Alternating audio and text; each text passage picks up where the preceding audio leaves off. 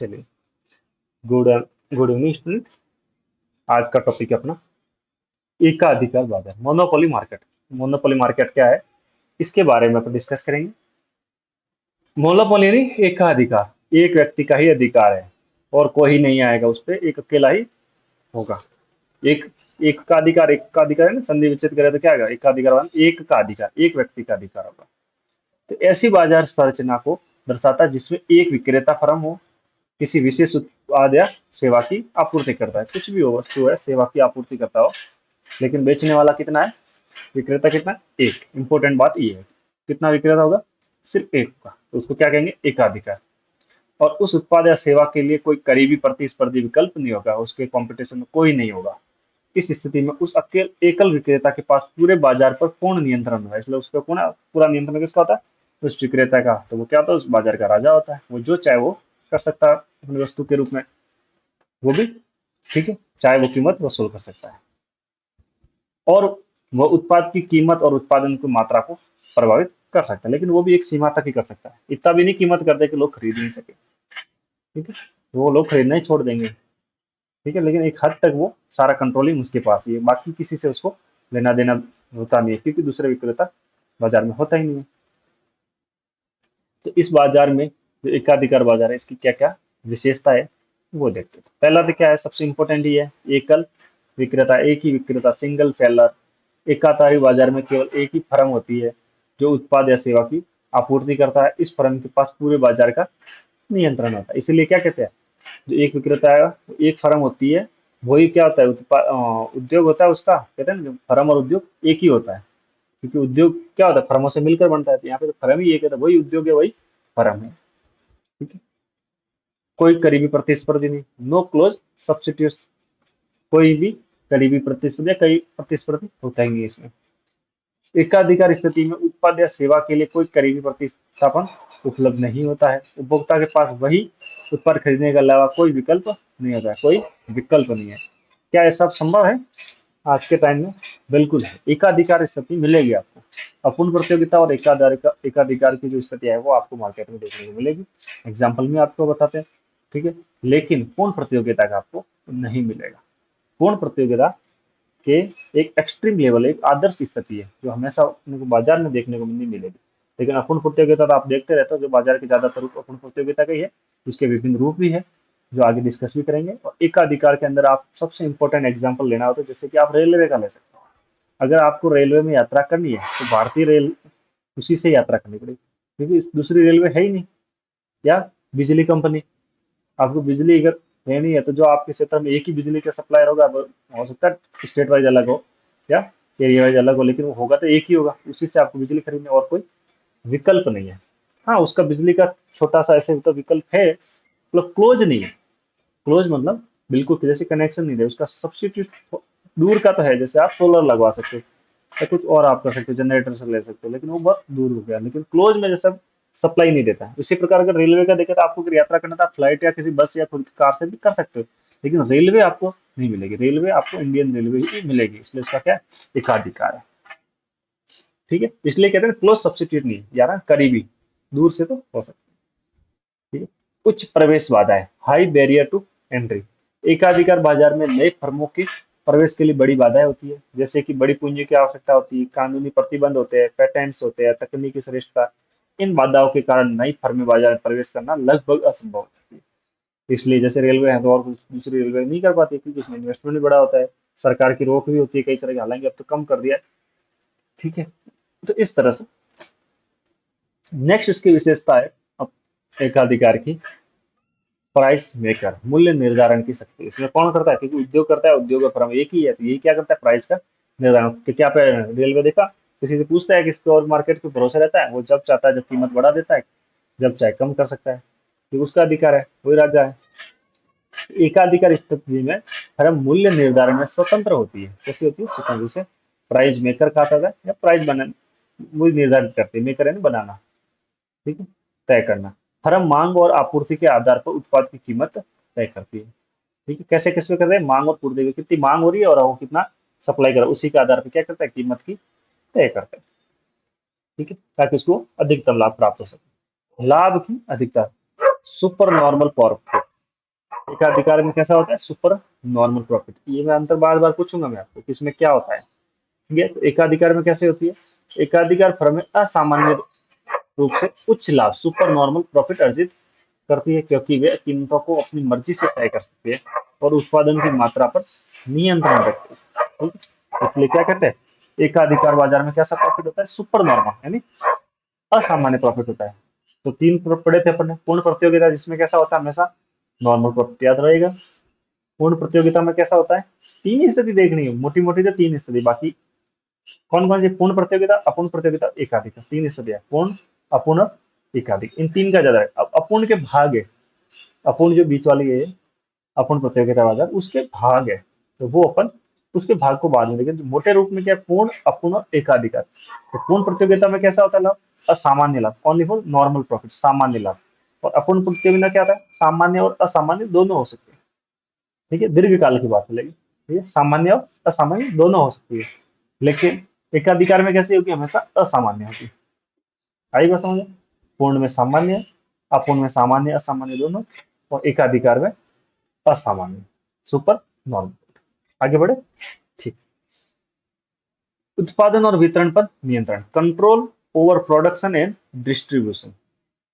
एकाधिकार बाजार में फर्म का उत्पादन, वितरण और बाजार में प्रवेश करने वाले उत्पाद की मात्रा पर पूर्ण नियंत्रण होता है। इससे वह बाजार की स्थितियों को नियंत्रित कर सकता है। ठीक है, उसके ऊपर है, वो जब चाहे कितना उत्पादन करना है, कहाँ करना है, कैसे करना है, उसके ऊपर डिसीजन, और तो कंपटीशन है नहीं उसके लिए। ठीक है, अब देख ले कुछ कि एकाधिकार बाजार के उदाहरण क्या क्या है।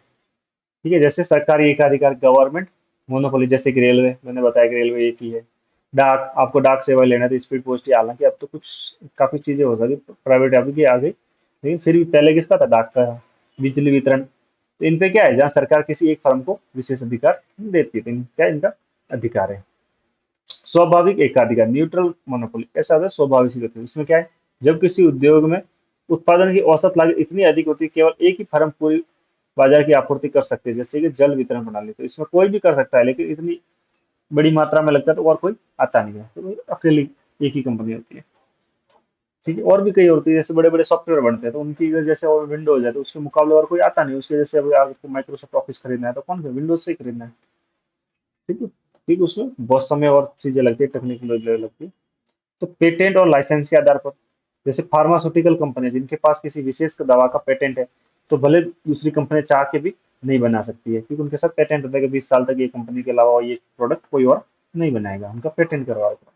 इसके कारण भी एकाधिकार हो जाता है। तो तीन स्थिति आपको बता दी। ठीक है, स्वाभाविक वाली तो हो सकती है कोई भी जिसका कोई होता ही नहीं है, और भी कॉम्पिटिशन में। ठीक है, अब है एकाधिकार में मूल्य निर्धारण, इंपॉर्टेंट है, determination of price under monopoly. Monopoly में मूल्य का निर्धारण कैसे करेंगे। ठीक है, अल्पकाल और दीर्घकाल दोनों स्थिति अपन देखेंगे।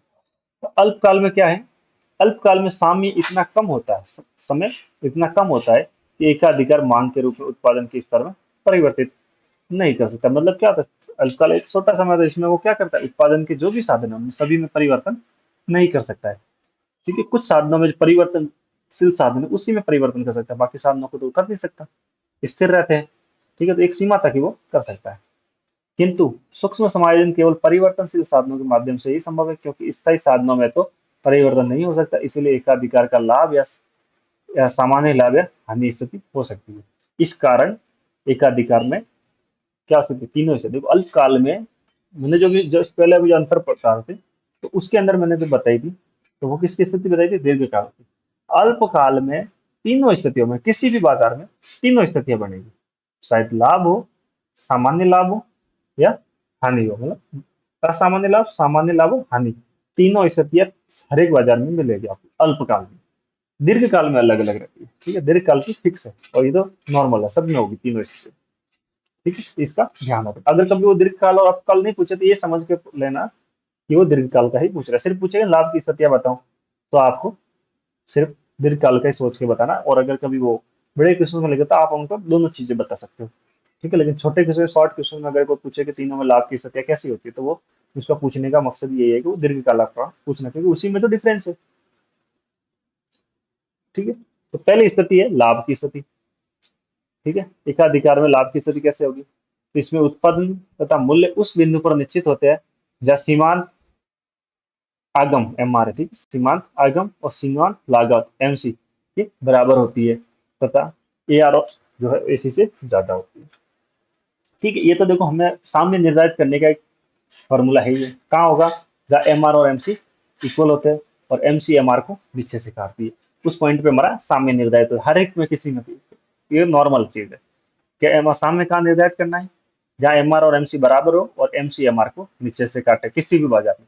ठीक है, तो ये जैसे बना हुआ है कि अपना ये AR वक्र है, ये MR वक्र है, ये MC वक्र है और ये AC वक्र है। तो देखो MR कहाँ है, ये वाली, और MC क्या है, ये वाली। देखो ये MC बन रही है, ठीक है, ये MC और ये है MR।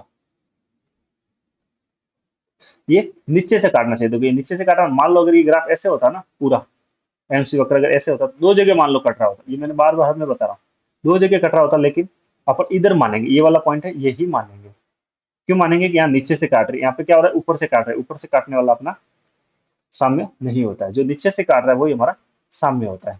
ठीक है, तो साम्य कौन सा है, ये। लेकिन यहाँ पे तो क्या होगा, साम्य हुआ है, इक्विलिब्रियम पॉइंट आया है, यहाँ पे नहीं निर्धारित होगा। निर्धारित कहाँ होगा, जहाँ AR और AC है। ठीक है, तो यहाँ से इस रेखा को और ऊपर बढ़ाएंगे तो AR पे तो यहाँ काट रहा है, ये AR काट रहा है, और AC कहाँ काट रहा है, इस पॉइंट पे काट रहा है। तो यहाँ से अपन ने ये दो रेखा बना दी। तो AC AR से ज्यादा है, मतलब AC नीचे है।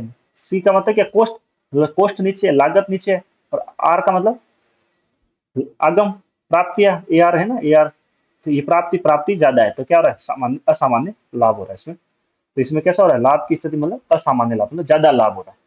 नॉर्मल लाभ नहीं हो रहा, ज्यादा लाभ हो रहा है, नॉर्मल से भी ज्यादा हो रहा है, ज्यादा हो रहा है ना। ये जो ये डैश डैश पूरा एरिया, ये किसका, नॉर्मल लाभ का स्थिति है। कब होती है, जब AC और नीचे होते हैं, AR ऊपर होता है। आया समझ में। चलिए, नेक्स्ट है सामान्य लाभ, शून्य लाभ। किसी शून्य लाभ तो वैसे होता नहीं है, शून्य लाभ के अंदर जो साहसी का एक मिनिमम लाभ तो ऐड ही होता है इसमें। बाकी शून्य लाभ में तो कौन करेगा, नहीं करेगा ना बिजनेस कोई भी। लेकिन इतना लाभ जो बस नॉर्मल हो, मतलब ज्यादा नहीं हो कि 10% मार्जिन है तो 10% ही रहे, एक तरह से वो मॉडल। ठीक है, यह स्थिति उस समय उत्पन्न होती है जब एकाधिकारी वस्तु का मूल्य वस्तु की औसत उत्पादन लागत के बराबर होता है। औसत उत्पादन की लागत के बराबर होता है, क्या होता है, वस्तु का मूल्य। वहां पे क्या होता है, AR और AC बराबर होती है। तो देखिए, ये MR है वक्र, ये AR वक्र, ये MC वक्र और ये AC वक्र। अब देखो, हमारा बनना तो वही है, जहाँ MR और MC कट कर रही है और नीचे से कट कर रही है, अभी भी बताया। वहां पे सामने और इसको ऊपर मिला दो, और जहाँ AC और AR बन रहे हैं वहां से लाइन मिला दो। तो देखो AC और AR दोनों इसी पॉइंट पे है, दोनों देख लो, ये AC वक्र भी इधर से जा रहा है और AR वक्र भी इधर से जा रहा है, इसी पॉइंट पे है। तो इसमें देखो एक ही पॉइंट आ रहा है, मतलब क्या हो रहा है, नॉर्मल, ना लाभ हो रहा है ना नहीं हो रही है। वहीं पे AC है, वहीं पे AR है। देखो मूल्य की स्थिति कहाँ होगी, AC और AR पे ध्यान रखना, ये ध्यान रखना, AC और AR पे अपन लाभ की स्थितियां देखेंगे, और MR पे और MC पे क्या देखेंगे, साम्य।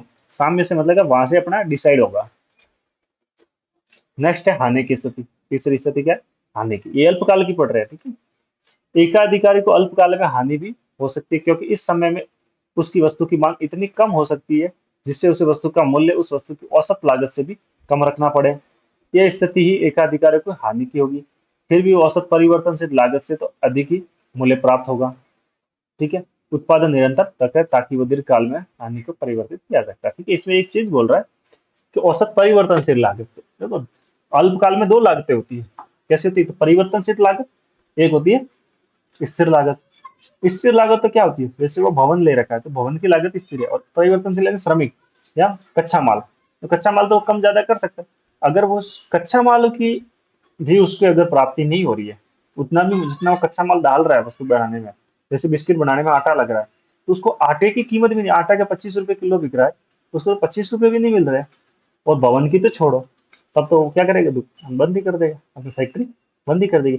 लेकिन वो सोचेगा कि आटे की कीमत कम से कम आटे की तो मिल रही है, भवन का तो वैसे ही लगना है। अगर वो बिजनेस बंद भी कर देगा तो भी भवन का तो उसका लगना है, खर्चा आना ही आना है, शॉर्ट टाइम में। अल्पकाल में, दीर्घकाल में अलग स्थिति है, लेकिन अल्पकाल में तो भवन का तो लगना ही लगना है। तो वो क्या करेगा, कम से कम दीर्घकाल में मुझे प्रॉफिट हो जाए, अल्पकाल में भले हानि हो जाए, स्थिर लागतों के बराबर, तब तक वो वहन कर सकता है। ठीक है, चलिए, तो अब इसका वक्र कैसे बनेगा, ये ए आर वक्र, ये एम आर वक्र, ए सी वक्र और एम सी वक्र। साम्य का निर्धारित होगा, चाहे एम सी और एम आर काटेगा, एम सी और एम आर काटेगा, ये सामने निर्धारित। अब यहाँ से सीधी लाइन खींच लो, एक ए सी से मिला दो, एक ए आर से मिला दो, ये ए आर मिला दिया तो यहाँ पे क्या होगी, आगम। यहाँ पे क्या होगी, ए सी यानी कोष्ठ से लागत। इसका मतलब क्या है, लागत ज्यादा है, आगम कम है, तो ये क्या हो गया, पूरा एरिया हानि का। इस पूरे एरिया में क्या हो रही है, हानि हो रही है। ठीक है, और ये किसके बराबर हो रही है, औसत परिवर्तनशील लागतों के बराबर, इससे ज्यादा नहीं हो सकती। ठीक है, चलिए आगे बढ़े। अब देखते हैं दीर्घकाल। ठीक है, दीर्घकाल में एक ही स्थिति होनी है, अभी अभी आगे थोड़ी देर पहले बताया था कि इस दीर्घकाल में कितनी स्थिति होनी है, सिर्फ एक स्थिति ही होनी है। कौन सी होगी, असामान्य लाभ, जो अभी इसमें देखी थी ना, असामान्य लाभ वाली, ये वाली। ठीक है, असामान्य ज्यादा प्रॉफिट वाली। दीर्घकाल में एकाधिकारी अपनी वस्तु की मांग के अनुसार उसकी पूर्ति समायोजित कर सकता है, क्योंकि सारे परिवर्तनशील साधन है। चूंकि एकाधिकारी के अंतर्गत नई फर्में आसानी से बाजार प्रवेश नहीं कर सकती, इसलिए उसको दीर्घकाल में सदैव अतिरिक्त लाभ, असामान्य लाभ, अतिरिक्त लाभ, ज्यादा लाभ, ठीक है, या ये क्या, ये शब्द कह सकते हैं।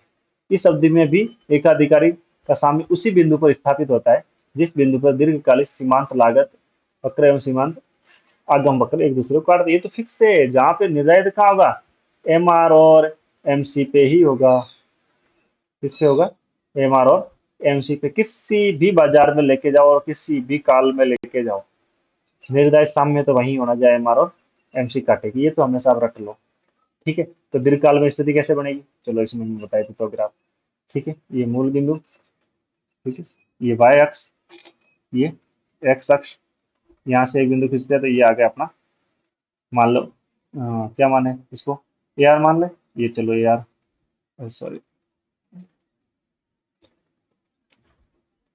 ए आर। ठीक है, एक नीचे यहाँ से M R one, M R हमेशा नीचे रहती है, बताया था ना, एम आर हमेशा नीचे रहेगी और ए आर ऊपर रहेगी। अब यहाँ से अपन दो स्थितियां बना देते हैं। ठीक है, क्या निकालना, असामान्य लाभ, असामान्य लाभ निकालेंगे तो कहाँ होगी, ये देखो, ये अपना आ गया ए सी वक्र। ठीक है, और यहाँ से बना दो, मान लो ये एम सी वक्र।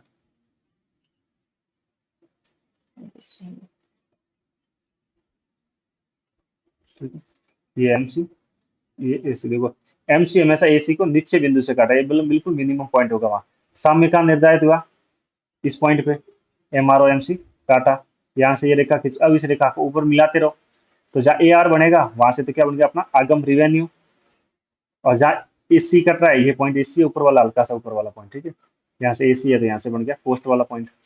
ये क्या हो गया, असामान्य लाभ है, दीर्घकाल में यही बनेगा, यही वाला ग्राफ है, ये वाला अभी जो बताया था, ये वाला सेम। ठीक है, यही ग्राफ है आपका। चलिए आगे बढ़े।